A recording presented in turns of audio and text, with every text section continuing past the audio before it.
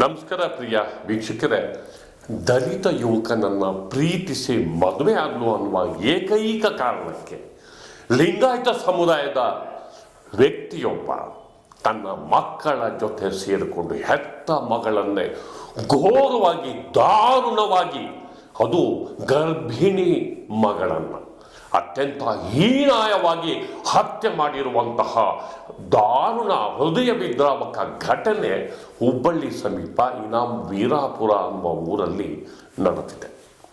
ಅದು ಇತ್ತೀಚಿನ ದಿನಗಳ ಅತ್ಯಂತ ಘೋರ ಹತ್ಯಾಕಾಂಡ ಇದು ಅಂತ ಬಣ್ಣಿಸಲಾಗ್ತಾ ಇದ್ದು, ಮರ್ಯಾದ ಹತ್ಯೆ ಎನ್ನುವ ಶಬ್ದ ಮತ್ತೆ ಚಾಲ್ತಿಗೆ ಬರ್ತಿದೆ. ಎಂಥ ಮರ್ಯಾದೆ ಹತ್ಯೆ ಇದು? ಖಂಡಿತ ಮರ್ಯಾದೆ ಹತ್ಯೆ ಅಲ್ಲ. ಹೆತ್ತ ಮಗಳನ್ನ ತಂದೆ ಕಗ್ಗೊಲೆ ಮಾಡೋದಿದೆಯಲ್ಲ, ಅದು ಮರ್ಯಾದೆ ಇಲ್ಲ. ಮರ್ಯಾದೆ ಕಳೆದುಕೊಂಡ ಮಾನಗೇಡಿ ತಂದೆ, ಮಾನಗೇಡಿ ಸಹೋದರರು ಮಾಡುವ ನೀಚ ವಿಕೃತ ಹತ್ಯೆ. ಈ ಬಗ್ಗೆ ಇಂದಿನ ಮಾತು ಮಂಥನ ಸ್ನೇಹಿತರೆ.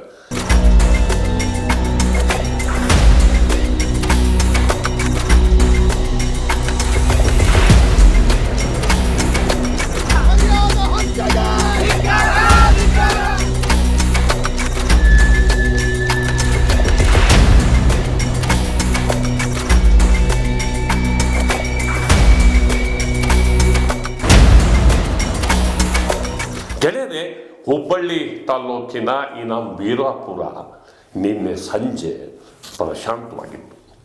ಜನ ಅವರವರ ಕಷ್ಟ ಸುಖದ ಮಧ್ಯೆ ದುಡಿಯಲು ಹೋದವರು ವಾಪಸ್ಸು ಮನೆಗೆ ಬರುವ ಹೊತ್ತು ಒಂದು ರೀತಿಯಲ್ಲಿ ತಾನಾಯಿತು, ತನ್ನ ಪಾಡಾಯಿತು ಎನ್ನುವ ಮನೋಭಾವದ ಜೊತೆಗೆ ಇಡೀ ಹಳ್ಳಿ ಪ್ರಶಾಂತವಾಗಿದ್ದ ಹೊತ್ತಲ್ಲಿ ಇದ್ದಕ್ಕಿದ್ದ ಹಾಗೆ ಚೀತ್ಕಾರ ಕೇಳಿಸ್ತು, ಇದ್ದಕ್ಕಿದ್ದ ಹಾಗೆ ಗದ್ದಲ ಕೇಳಿಸ್ತು, ಇದ್ದಕ್ಕಿದ್ದ ಹಾಗೆ ಒಂದು ರೀತಿಯಲ್ಲಿ ಕೂಗಾಟ, ಭಯಭೀತ ವಾತಾವರಣ ಕೇಳಿಸ್ತು. ಅಷ್ಟೇ ಇಲ್ಲ, ಇದ್ದಕ್ಕಿದ್ದ ಹಾಗೆ ನೆತ್ತರ ಕಾಂಡ ನಡೆದು ಹೋಯಿತು, ರಕ್ತ ಹರಿಯಿತು. ನೋಡುತ್ತಿದ್ದಂತೆ ಅಲ್ಲಿಯ ಮನೆಗೆ ನುಗ್ಗಿ ಮಾನ್ಯ ಎನ್ನುವ ಗರ್ಭಿಣಿ ಹೆಣ್ಣು ಮಗಳ ಮೇಲೆ ಮಾರಣಾಂತಿಕ ಹತ್ಯೆ ಆಯಿತು. ಆಕೆಯ ಗಂಡ ವಿವೇಕಾನಂದ ಅವರನ್ನು ಕೂಡ ಕೊಲೆ ಮಾಡುವ ಉದ್ದೇಶದಿಂದ ರಾಡು, ಕೊಡಲಿ ಹೀಗೆ ಹರಿತ ಆಯುಧಗಳನ್ನು ಬಳಸಿ ಆತನ ಮೇಲೆ ದಾಳಿ ಮಾಡಲಾಯಿತು. ವಿವೇಕಾನಂದನ ತಂದೆ ತಾಯಿ ಅಂದರೆ ಮಾನ್ಯಳ ಅತ್ತೆ ಮಾವನ ಮೇಲೂ ಕೂಡ ಭೀಕರ ದಾಳಿ ನಡೆಯಿತು. ಚೀತ್ಕಾರ, ಗದ್ದಲ, ಆಕ್ರೋಶ, ಆಕ್ರಂದನ ಎಲ್ಲ ನಡೆದರೂ ಕೂಡ ಅಲ್ಲಿ ಯಾರೂ ಬರಲಿಲ್ಲ. ಇದ್ದಕ್ಕಿದ್ದ ಹಾಗೆ ಒಂದು ರೀತಿಯಲ್ಲಿ ಭಯದ ಕಾರ್ಮೋಡ ಕವಿಯಿತು, ರಕ್ತ ಕಾಂಡವೇ ನಡೆದು ಹೋಯಿತು.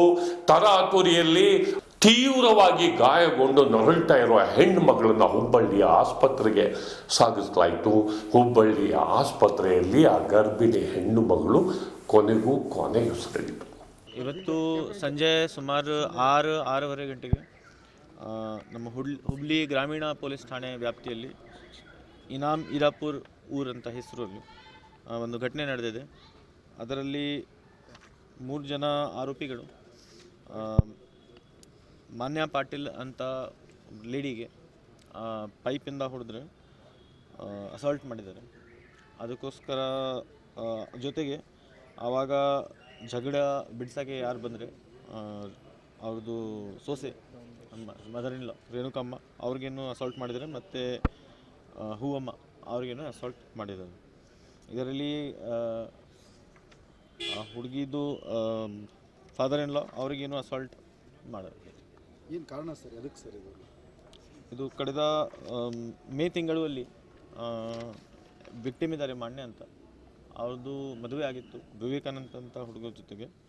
ಇದು ಹುಡುಗಿ ತಂದೆ ತಾಯಿ ಒಪ್ಪಿಲ್ಲ, ಹುಡುಗಿ ಫ್ಯಾಮಿಲಿ ಒಪ್ಪಿಲ್ಲ.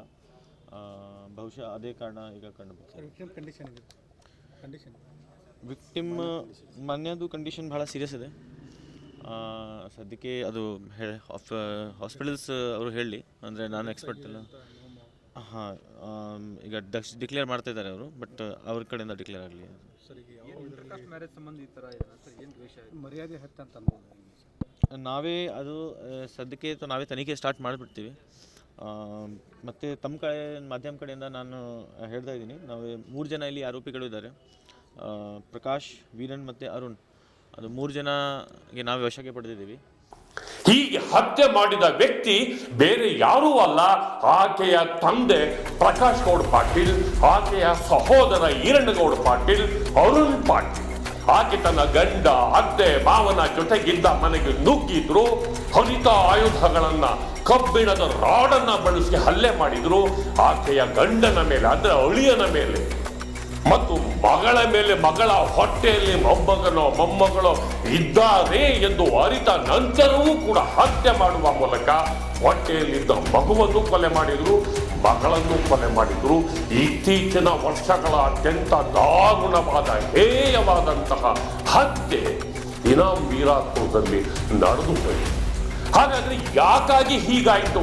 ಇದು ಅತ್ಯಂತ ಮುಖ್ಯ. ಇದಕ್ಕೆ ಅದರದ್ದೇ ಆದ ಹಿನ್ನೆಲೆ ಇದೆ. ಒಂದು ರೀತಿಯಲ್ಲಿ ಚಾರಿತ್ರಿಕ ದೌರ್ಜನ್ಯದ ಕಥಾನಕದ ಜೊತೆಗೆ ಇವರ ಪ್ರೀತಿಯ ಕತೆ ಬೆಸೆದುಕೊಂಡಿದೆ. ಅವರು ಕಾಲೇಜಿಂದ ಲವ್ ಮಾಡ್ತಿದ್ರು ಸರ್. ಸೊ ಮನ್ಯಾಗ ಒಂದಿಷ್ಟು ದಿನ ಹಂಗೆ ಗೊತ್ತಿಲ್ಲಂಗೆ ಮಾಡಿದ್ರು. ಆಮೇಲೆ ಮನ್ಯಾಗ ಎರಡು ಫ್ಯಾಮ್ಲಿ ಗೊತ್ತಾಯ್ತು ಸರ್. ನಮ್ಮ ಮಾವಾರದ್ರಲ್ಲ, ಬೇಡ ನಾವು ಕೆಳಜಾತಿಯವರಿದ್ದೀವಿ, ಹರಿಜನರಿದ್ದೀವಿ, ಅವರು ಸ್ವಲ್ಪ ಶ್ರೀಮಂತರದಾರೆ, ಬೇಡ ಅಂತೇಳಿ ಅವ್ರ ಮನೆಗೆ ನಮ್ಮ ಮಾವನ ಖುದ್ದಾಗಿ ಹೋಗಿ, ಬೇಡ ಸರ್, ಬೇಡ ರೀ, ಈ ಥರ ಮಾಡಾಕ್ತಾರೆ ಹುಡುಗರು, ಬಿಡಿಸ್ಬಿಡೋಣ ಅಂತಂದ್ರೆ ನಮ್ಮ ಹಳ್ಯಾನು ಅದಕ್ಕಾಗಿ ನಾವು ಹಾಸ್ಟೆಲ್ಗೆ ಇಟ್ಟಿವಿ ಸರ್. ಧಾರವಾಡ ಹಾಸ್ಟೆಲ್ ಇದೆ. ಆದ್ರೆ ಆ ಹುಡುಗಿ ಬಿಡಲಿಲ್ಲ. ಅಂದ್ರೆ ಆ ಊರಿನ ದಲಿತ ಯುವಕ ವಿವೇಕಾನಂದನನ್ನ ಆ ಮಾನ್ಯ ಪ್ರೀತಿಸಿದ್ದೇ ಈ ಒಂದು ಹತ್ಯಾಕಾಂಡಕ್ಕೆ ಕಾರಣ. ಆಕೆ ವಿವೇಕಾನಂದನ ಪ್ರೀತಿಸ್ತಾಳೆ, ಬಲವಾಗಿ ಪ್ರೀತಿಸ್ತಾಳೆ, ಆಘಾತವಾಗಿ ಪ್ರೀತಿಸ್ತಾಳೆ, ಆತನನ್ನೇ ಮದುವೆ ಆಗ್ತಾಳೆ. ಮನೆಯವರ ವಿರೋಧ ಲೆಕ್ಕಿಸದೆ ತನ್ನ ಪ್ರಿಯತಮನ ಜೊತೆ ಮದುವೆಯಾಗಿ ಕಡೆಗೆ ಹಾನ್ಗಲ್ನಲ್ಲಿ ಸೆಟ್ಲ್ ಆಗ್ತಾರೆ. ಇದು ಲಿಂಗಾಯತ ಸಮುದಾಯದ ಆ ಮಾನ್ಯರ ತಂದೆ, ತಾಯಿ, ಸಹೋದರಿಗೆ ಕೆರಳಿಸುತ್ತೆ.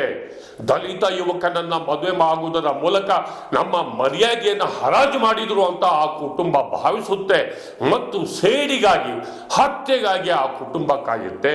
ಡಿಸೆಂಬರ್ 8ನೇ ತಾರೀಕು ಅದೇನು ಗ್ರಹಚಾರ ಕಾದಿತ್ತೋ ಆ ಮಾನ್ಯ ಮತ್ತು ಅವರ ಗಂಡ ವಾಪಸ್ಸು ಊರಿಗೆ ಬರ್ತಾರೆ, ಇನಾಮ್ ವೀರಾಪುರಕ್ಕೆ. ಅಲ್ಲಿ ತನ್ನ ಅತ್ತೆ ಮಾವರ ಜೊತೆ ತನ್ನ ಸಂಸಾರವನ್ನು ಸಾಗಿಸೋದಕ್ಕೆ ಶುರು ಮಾಡ್ತಾರೆ.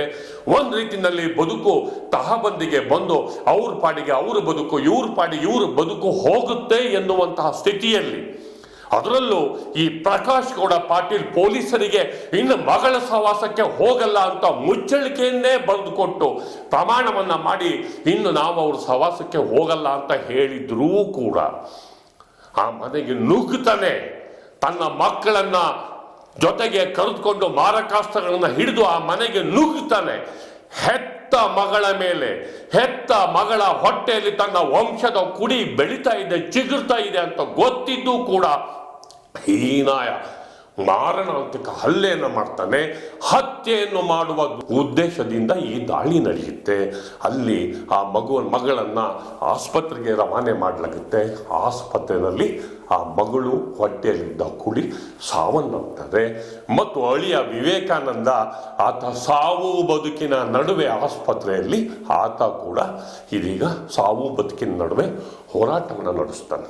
ಇದು ಎಂತಹ ಘೋರ ನೋಡಿ.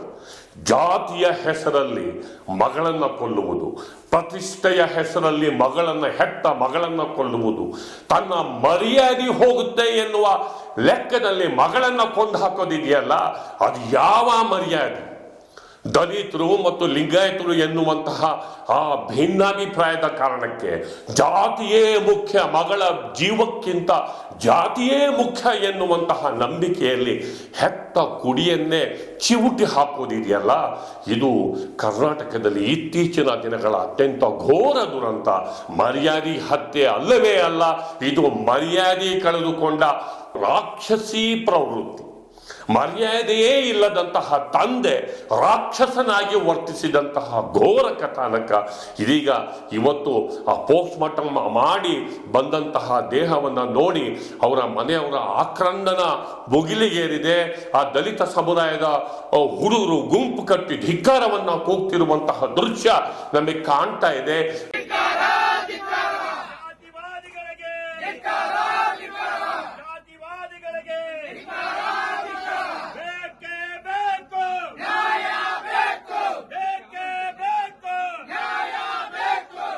ಧಿಕ್ಕಾರವನ್ನಾದರೂ ಕೂಗ್ಲಿ, ಏನನ್ನಾದರೂ ಕೂಗ್ಲಿ, ಅಲ್ಲಿ ಪ್ರಾಣವನ್ನೇ ಕಳೆದುಕೊಂಡ 19-20 ವರ್ಷ ವಯಸ್ಸಿನ ಆ ಹುಡುಗಿಯ ಪ್ರಾಣ ಮತ್ತೆ ವಾಪಸ್ ಬರುತ್ತಾ? ಜಾತಿಯ ಹೆಸರಲ್ಲಿ ಜೀವ ತೆಗೆದವರಿಗೆ ಮಾನ ಇಲ್ವಾ, ಮರ್ಯಾದೆ ಇಲ್ವಾ, ನಾಚಿಕೆ ಆಗಲ್ವಾ ಎನ್ನುವ ಪ್ರಶ್ನೆಯ ಜೊತೆ ನನ್ನ ಮಾತನ್ನು ಮುಗಿಸ್ತಿದ್ದೇನೆ. ದಯವಿಟ್ಟು ದಿ ಪೋಸ್ಟ್ ನೋಡಿ, ಲೈಕ್ ಮಾಡಿ, ಶೇರ್ ಮಾಡಿ, ಸಬ್ಸ್ಕ್ರೈಬ್ ಮಾಡೋದಕ್ಕೆ ಮರಿಬೇಡಿ ಗೆಳೆಯರೆ. ನಮಸ್ಕಾರ.